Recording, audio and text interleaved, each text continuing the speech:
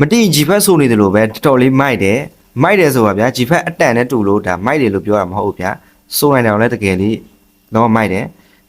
တဘောလုံးဒီစိုးနိုင်မယ်ဆိုရင်တော့တော်တော်လေး fine မယ်လို့မြင်တယ်ဗျာအဲ့တော့ကျွန်တော်တို့နားထောင်ကြည့်အောင်လက်စကော ကိုဝလူကြီးတွေကိုကြုံနေပြီးနောက်ပင်လည်းကိုဖြတ်ပြန်ပြီးတမုတ်တရားတွေလေဒီချမ်းတွေဆိုပုံတိုင်းကိုတိုးပြီးတော့ကိုတောင်းမယ်လို့ဆုပ်ခွာချဲအောင်းမှုကလေးတောင်းမယ်တူးရှူရဘလို့ပါနေလို့ကပါနေဒါဘလို့ဒုက္ခနေရဲ့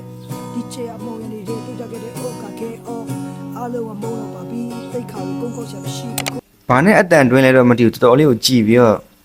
ဒါပတ်ဝန်းကျင်အတန်နေမပါဘူးဗျာတော်တော်လေးမိုက်တယ် လို့ရခီးကအရာရာကိုလွတ်ချခဲ့ပြီးနောက်ကိုပန်ဆိုင်ရဆိုလို့လက်ရှုံးပုံရချီတရားပါ trauma တွေအိုးမှာမီဘလုံးမရှာပြီးတာရတဲ့လာတဲ့ချင်းအေးပြလေးတွေကပြေးထွက်လာပြီးနောက်ပြီးမှလွဲပြီးလက်ပေါ်အောင်မရှိလူတွေကဘလုံးနဲ့လက်ချီရလို့မစီမကောင်းထိုးပြီးနေရတဲ့ဖြစ်ရကိုတီးဆောက်ခဲ့တဲ့ညကိုပြန်ဖြိုချခဲ့ပြစ်မယ်ကိုအမီကိုပြန်နေရတဲ့ခက်တဲ့မှာမင်းကိုပြန်ရရတာလက်ဖြတ်တကယ်တခုတော့ပနာချင်တာမှုပဲချတပါးသူလက်ထဲတော့မထားရပါဘူးလေဒါကြောင့်လေကိုကချားဝင်ကလူပြန်ကိုမကမေးမရှိတာသူတို့မကရွေးချယ်ကြအများကြီးပဲနေမှာတန်ရောစေထားမိကြတယ်ပြည့်စင်လို့ကိုစီရတယ်အားမရှိတဲ့လူထားပါ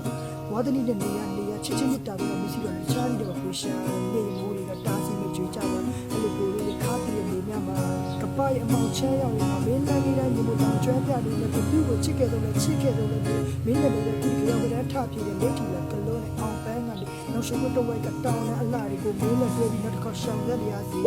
ကိုလိုကင်းဒါဟမ်မိုနီပဲပါနေပြီ